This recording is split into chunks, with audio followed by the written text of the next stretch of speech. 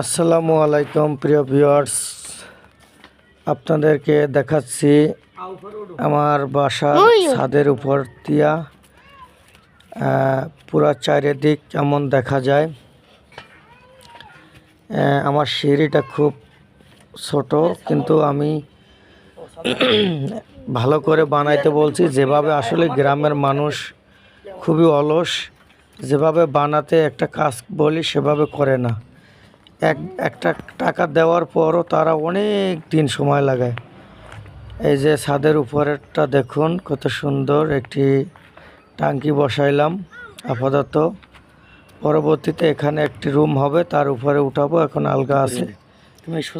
আর আমার ছাদের চারপাশে দেখুন, এক পাশে আমার নারিকেল গাছ, আমার দাদার হাতে লাগানো নারিকেল গাছ, আর একদিকে আপনার খাল বিল এইগুলো আছে, আর একদিকে হলো আপনার পুষ্করণী, আর একদিকে হলো আপনার বিল।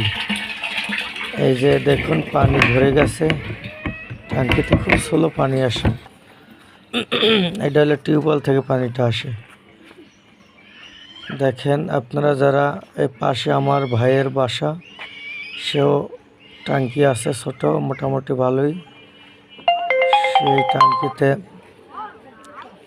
ইউজ করে। এটা হলো আমার রান্নাঘর, আর পাশে রান্নাঘর, আর এটা হলো আমার ভাইয়ের বাসা।